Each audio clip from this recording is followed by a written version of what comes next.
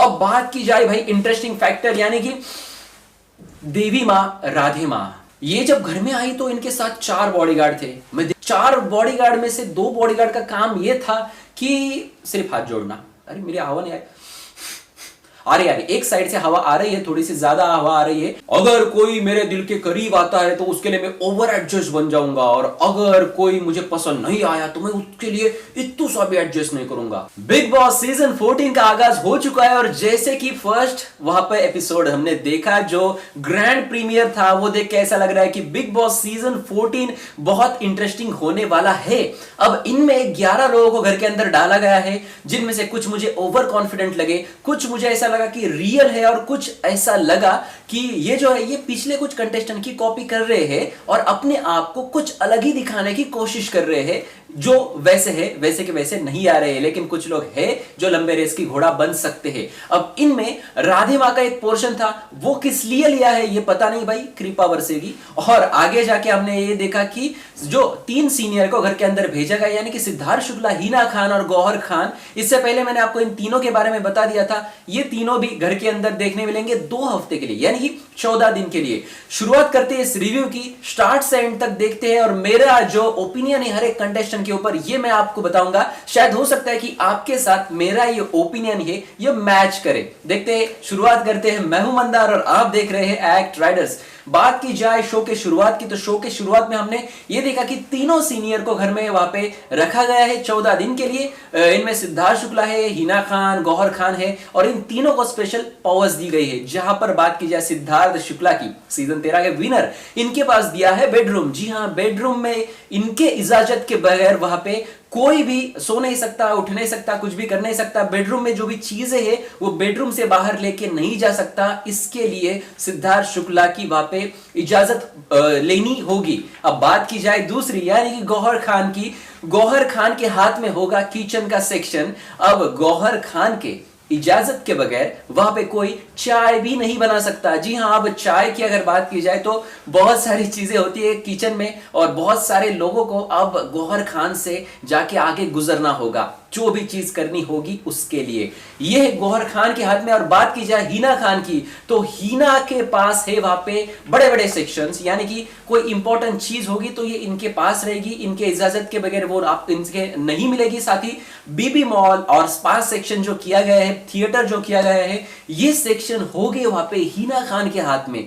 इनके इजाजत के बगैर इन सेक्शंस में कोई भी नहीं जा सकता। इसके साथ ही इनके पास एक और पावर दी गई है, यानी कि जो कंटेस्टेंट अब घर में जाएंगे और 14 दिन के लिए टू बी कंफर्म करके वहां पे घर के अंदर जाएंगी, यानी कि कंफर्म अभी तक वो नहीं है और ये लोग इनको कंफर्म करेंगे। हालांकि अब बिग बॉस के घर में 11 लोग गए हैं, और भी लोग आने वाले हैं। मैं आपको बताना चाहूंगा कि 14 दिन के बाद और बहुत बड़े बड़े नाम बिग बॉस के घर के अंदर आने वाले हैं। अगर आपने मेरा वो वीडियो नहीं देखा होगा तो आप डिस्क्रिप्शन में लिंक है, वो वीडियो भी जाके देख सकते हैं। लेकिन पहला रिव्यू सुनो। तो बात की जाए अब पहले कंटेस्टेंट की, यानी कि शो के शुरुआत में पहला कंटेस्टेंट हमने देखा इजाज खान। इससे पहले मैंने आपको इनके बारे में बता दिया था कि ये बहुत ही सीधे और सरल आदमी है। अब जैसे ये इनका प्रोमो देखा छोटा सा, और ये जैसे कि स्टेज पर आए और इन्हें जिस तरीके से बात की, मुझे ये बंदा बहुत रियल लगा। जी हां, रियल लगा। और जो भी चीजें इन्होंने कही, इनको जानवरों से प्यार है, इनको जो लोग ज्यादा पसंद नहीं, उनको अकेला अकेला रहना पसंद है। लेकिन भाई आप गलत शो में आ गए हैं, यहाँ पे लोग ही लोग हैं, झगड़े ही झगड़े हैं। अब बात की जाए तो घर में जाने के बाद भी उन्होंने अपना जो वो चीज था उसी तरीके से कायम रखा, और उन्होंने खुद के लिए एक सिंगल बेड ही चुना है और डबल बेड पे नहीं गया है। और एक बात मैंने इनकी नोटिस की, जहां पर इनके साथ दूसरी कंटेस्टेंट आई थी निकी तांबोली, उसके बारे में बताऊंगा। लेकिन उन्होंने इनके साथ जो उनके पास में आके, उनके बहुत नजदीक आके जो डांस किया, पप्पी लेने की कोशिश की, तो इसमें जरा भी रिस्पांस नहीं दिया इजाज खान ने। ये मुझे बहुत अच्छा लगा, एक संस्कारी बंदा लगा, और ये लंबी रेस का घोड़ा बन सकता है। और बात की जाए तो इनको जो तीनों जो सुपर सीनियर से इन्होंने सिलेक्ट करके घर में डाल दिया था, तो ये सिलेक्ट हो गए थे, और इजाज खान एक लंबा, एक दूर का कंटेस्टेंट बन सकता है। बात की जाए दूसरे कंटेस्टेंट की, तो दूसरी कंटेस्टेंट हमारे सामने आई निकी तंबोली। अब निकी तंबोली सुपरस्टार बोला जाता है वहां पे साउथ की, लेकिन इन्होंने इतनी ज्यादा फिल्में नहीं की है अगर आप इनकी सर्च करें इनके फिल्मों के बारे में तो। लेकिन जैसे भी उन्होंने अपने आप को प्रेजेंट किया तो मुझे बहुत ज्यादा फेक लगा। बहुत सारी बातें इन्होंने की, जैसे कि वो खुद को ऐसा समझती है कि वो दुनिया की सबसे खूबसूरत लड़की है और हर कोई इसके प्यार में गिर जाता है। तो ये लड़कों का ऐसा इस्तेमाल कर सकती कि आओ जाओ भाई घर तुम्हारा, इस तरीके से कुछ तो चीजें उन्होंने कही कि भाई ये बॉयफ्रेंड आता है, वो बॉयफ्रेंड आता है, इनको मैं उसके साथ बात करके तो उससे वहां पे जलन होती है या कुछ ऐसा लगता है कि शक लेता है कोई उस पे। और हद तो तब हुई जब इन्होंने ये कहा कि लड़कियां भी मेरे प्यार में गिर रही है। तो कहीं ना कहीं ये बहुत ज्यादा ओवर बोल गई और शायद हो सकता है कि ये घर में भी इस तरीके से बोल सकती है। अब बात की जाए तो इन्होंने थोड़ा सा, मुझे ऐसा लगता है कि शहनाज गिल की कॉपी करने की कोशिश की, क्योंकि शहनाज गिल का जो अंदाज था पिछली बार, जो अगर आपने ग्रैंड प्रीमियर का शूट देखा होगा सीजन 13 का, तो शहनाज गिल इसी तरीके से बातें करती थी सलमान खान के साथ। लेकिन शहनाज गिल फर्स्ट एपिसोड में हमें ऐसा लगा कि वो फेक है, लेकिन वो पूरा सीजन वैसी की वैसी थी, यानी कि उनका वही कैरेक्टर था। आप अपने कैरेक्टर को छोड़ के अलग कैरेक्टर सामने नहीं रख सकते, क्योंकि आप वहां पे जितना भी बिग बॉस का सीजन है, अगर आपको जीतना है तो 100 दिन आप कैमरा के सामने 24 घंटे आप इस तरीके की एक्टिंग नहीं कर सकते। तो आप जैसा भी रियल हो आप वहां पर उसी तरीके से आपको प्रेजेंट होना चाहिए। और कहीं ना कहीं मुझे ऐसा लगता है कि निकी तंबोली जो है मुझे फेक लगी, लेकिन वो अपने आप में, अपने जाल में वहां पे लड़कों को फंसा सकती है, क्योंकि अगर इनका सोशल मीडिया का प्रोफाइल देखा तो वो उसी तरीके के कुछ फोटोज वगैरह डालती है। तो ये किसी ना किसी को आप उसके वश में वहां पे जरूर कर सकती है और इससे उसको दिक्कत हो सकती है सामने वालों को। अब सामने वाला किस तरीके से उसको लेता है ये उसके ऊपर डिपेंड रहेगा भाई। तो कहीं ना कहीं ये मुझे ऐसा लगता है कि स्ट्रॉन्ग और वीक कंटेस्टेंट के बारे में अगर बात की जाए तो ऐसे कंटेस्टेंट जल्दी बाहर नहीं जाते, जो कुछ नहीं करते वही बाहर जाते हैं। तो निकी तंबोली के बारे में मैं ये बताना चाहूंगा कि ये भी बहुत आगे तक जाने वाली है, क्योंकि ये आपको इरिटेट भी करेगी, ये आपको एंटरटेनमेंट भी देगी। जी हाँ, ये आपको हर तरीके से चीज दिखाएगी। एक और बात इनके बारे में, इनको ओसीडी है, यानी कि इनको हाइजीन पसंद है, लेकिन जब इनके आसपास चावल गिर जाते हैं नीचे तो वो ये उठाना नहीं चाहती। ये किस तरीके की ओसीडी, यानी कि ओसीडी का जो अर्थ है, इसका मतलब है यही इनको पता नहीं। इस तरीके की कुछ तो चीज, यानी खुद को अलग दिखाने की कोशिश वहां पर इन्होंने की है। ये थी दूसरी कंटेस्टेंट। बात की जाए तो इन दोनों को भी वहां पे जो सिद्धार्थ, हिना और गौहर है इन्होंने सिलेक्ट किया था। बात की जाए तीसरे और चौथे कंटेस्टेंट की, तो ये दोनों भी कपल है, ये दोनों भी मैरिड है, यानी कि रुबीना दिलाइक और अभिनव शुक्ला। जी हाँ, ये दोनों भी वापस स्टेज पर आते हैं। इन दोनों के बारे में अगर बात की जाए तो शॉर्ट में मैं बताना चाहूंगा कि रुबीना जो है वह पे बहुत ही स्ट्रेट फॉरवर्ड है और वो अपना पॉइंट कैसे भी करके प्रूव करेगी, जिस तरीके से उन्होंने बातें की वहां पे स्टेज पर।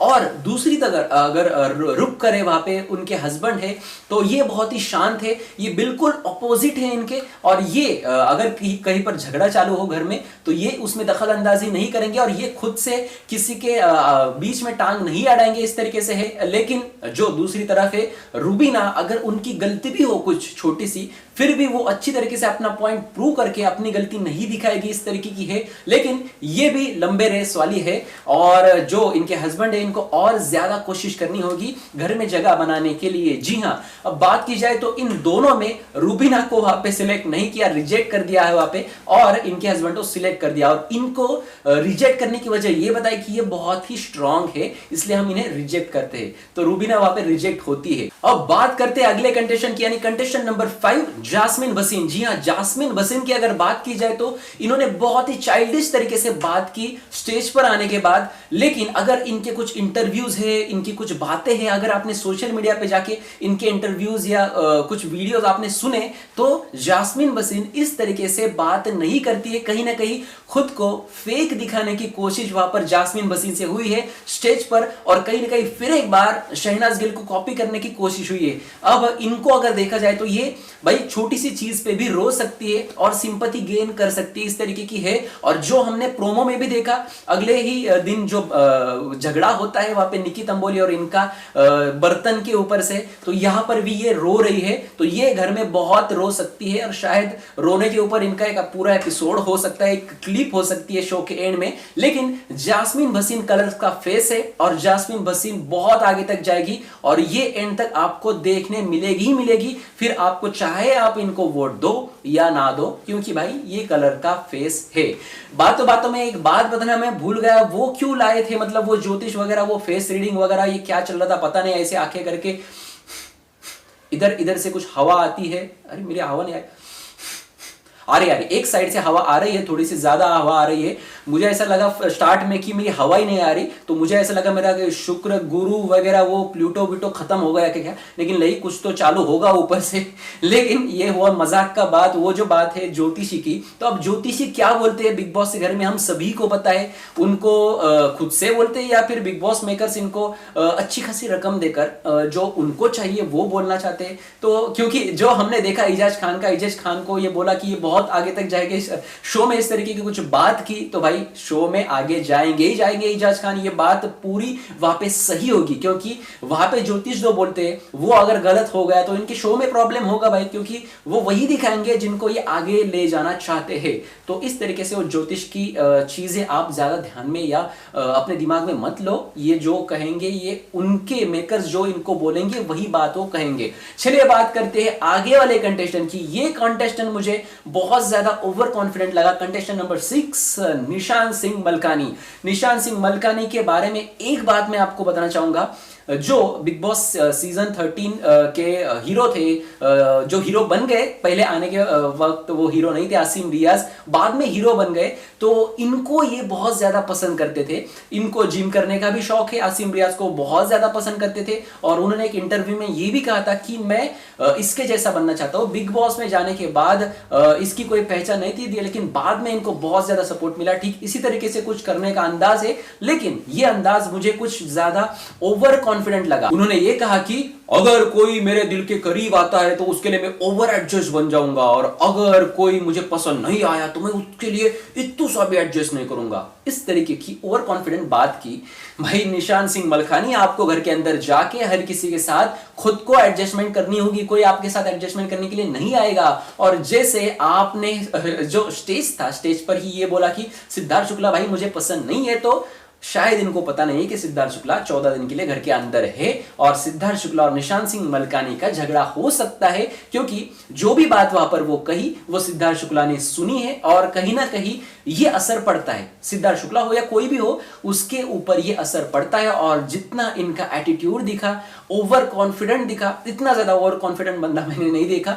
क्योंकि जो इनके साथ अगले कंटेस्टेंट थे शहजाद देओल, इनके बारे में मैं बताऊंगा, तो उनको पूरी तरीके से स्टेज पे ही डोमिनेट करने की कोशिश की, और जैसे कि ये दिखाया गया कि मैं कितना बढ़िया हूं और इसमें कुछ है ही नहीं, उस लड़की में कुछ है ही नहीं, इस तरीके की बात थी। अगर आप मुझसे सहमत है तो भाई एक लाइक जरूर दे वीडियो को। बाकी बेशक वो अच्छा है दिखने के लिए, इसकी बॉडी अच्छी है, इसको लड़कियों के वोट्स जाएंगे ही जाएंगे, लेकिन इन्होंने अपना एटीट्यूड में अगर बदलाव नहीं किया तो भाई इसको दिक्कत हो सकती है। लेकिन अगर चाहे तो भाई बिग बॉस मेकर्स इनको आगे तक ले जाएंगे। अगर इनका ओवर कॉन्फिडेंट देखा तो ओवर कॉन्फिडेंट बंदे आगे ही जाते, बहुत आगे जाएंगे। इस शो की मैं स्पेशली बात करता हूं, रियल लाइफ की नहीं। जी हाँ, इस शो में नहीं, तो आप रियल लाइफ में ओवर कॉन्फिडेंट हो जाओगे भाई, मार खाओगे। जी हाँ, तो बात करते हैं अगले कंटेस्टेंट की, यानी कि शहजाद देओल। शहजाद देओल बहुत ही अच्छा लड़का लगा मुझे, और सरल लगा। जो है उस तरीके से दिखाने की उन्होंने कोशिश की, जैसे कि कोई फेक चीज दिखाने की कोशिश नहीं की, और दिल फेक आदमी जैसे पंजाबी होते हैं वैसे उन्होंने ये बताया कि मैं दिल फेक हूं। झट से उसे प्यार भी हो जाएगा, झट से उसे नफरत भी हो जाएगी। वो तो शायद हो सकता है कि इनका बिग बॉस के घर के अंदर जाकर कुछ हो सके किसी के साथ, क्योंकि दूसरा सामने वाली लड़की ट्राई नहीं करेगी, लेकिन ये तो जरूर ट्राई करेंगे। आपको कैसा लगा शहजाद देओल, कमेंट सेक्शन में जरूर बता देना। बात की जाए तो इन दोनों के साथ एक कुड़ी वहां पे लाई थी, और उनका नाम था वहां पे सारा गुरपाल। सारा गुरपाल यानी कि पंजाब की एक और कुड़ी घर के अंदर भेजी जाएगी, जैसे शहनाज गिल थी उस तरीके से थोड़ी सी दिखाने की कोशिश वहां पे की सारा गुरपाल ने, लेकिन उनको इतना नहीं आया।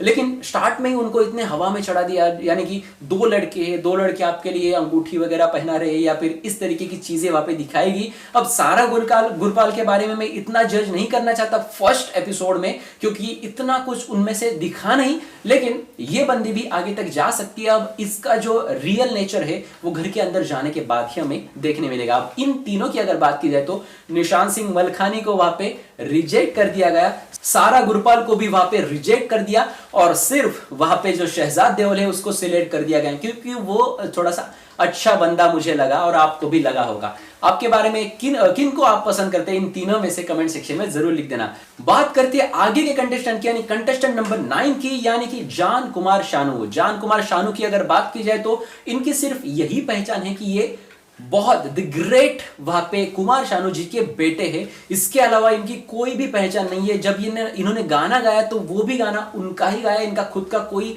चीज नहीं है। अगर घर में कोई सिंगर हो, अपने इनके पिता ही सिंगर है, तो भाई इनमें सिंगिंग की क्वालिटी होगी, लेकिन सिर्फ सिंगिंग पर आप बिग बॉस शो जीत नहीं सकते, क्योंकि जितना भी स्टेज पे इनको हमने देखा तो इनको बहुत ज्यादा इंप्रूवमेंट की जरूरत है वहां पे, और इनको बहुत ज्यादा इंप्रूवमेंट करनी होगी पूरे शो में। नहीं तो हो सकता है कि पहला बाहर जाने वाला कंटेस्टेंट भी जान कुमार शानू हो जाए, और इसमें कोई हैरान करने वाली बात नहीं रहेगी। अब देखते हैं आगे जाके ये किस तरीके से घर में व्यवहार करते हैं, क्योंकि फर्स्ट शो में हम इतना जज नहीं कर सकते। बात की जाए 10वें कंटेस्टेंट की, तो ये कंटेस्टेंट मुझे बहुत ज्यादा रियल लगी, और इनका नाम है पवित्र पुनिया। जी हां, पवित्र पुनिया के बारे में मैंने बहुत ज्यादा सुना था, देखा था, लेकिन जब ये घर के अंदर गई और जिस तरीके से वो सिद्धार्थ शुक्ला और उनके सामने, जब सीनियर के सामने बैठी थी, और उन्होंने सिर्फ फेस रीडिंग करके, यानी कि आंखें देखकर उन्होंने जिस तरीके से हर किसी के बारे में बताया, जैसे कि इजाज खान हो, जास्मिन भसीन हो, निकी तांबोली हो, इतना परफेक्ट बताया, इतना परफेक्ट बंदा कोई हो नहीं सकता। सिर्फ वीडियो देखकर अगर ये बंदी इतना ज्यादा जज कर सकती है, तो भाई ये किसी की भी चोरी एक झट से पकड़ सकती है, और ये बहुत ही क्लेवर है। इनका आईक्यू मुझे बहुत अच्छा लगा, और इन्होंने जरा से भी, मुझे ऐसा नहीं लगा कि फेक दिखाने की, यानी कि खुद को फेक दिखाने की कोशिश की। अगर आप भी मुझसे सहमत है तो भाई कमेंट सेक्शन में जरूर लिख देना। अब बात की जाए अगले कंटेस्टेंट की, यानी कि 11वें कंटेस्टेंट की, राहुल वैद्य की। राहुल वैद्य, जब इनका जो एक छोटा सा क्लिप किया था उसमें ये बताया कि भाई मुझे बहुत सिंपल रहना पसंद है, लेकिन इन्होंने कहा कि मुझे बहुत बड़ी बड़ी गाड़ियों का शौक है। अब सिंपल रहना, बहुत बड़ी बड़ी गाड़ियों का शौक, ये अलग चीज, मतलब ऑडी वगैरह। जब इनको ऐसा लगता है कि मुझे कुछ घास में सोना है, तो ये डायरेक्टली दूसरे देश में जाते हैं, अदर कंट्रीज में जाके वहां पे बड़े से छत के फ्लोर में जो ऊपर गार्डन होता है किसी होटल का वगैरह, वहां पर जाके सो जाते हैं। इस तरीके की बात उन्होंने की, बड़े बड़े शौक रखता है ये बंदा।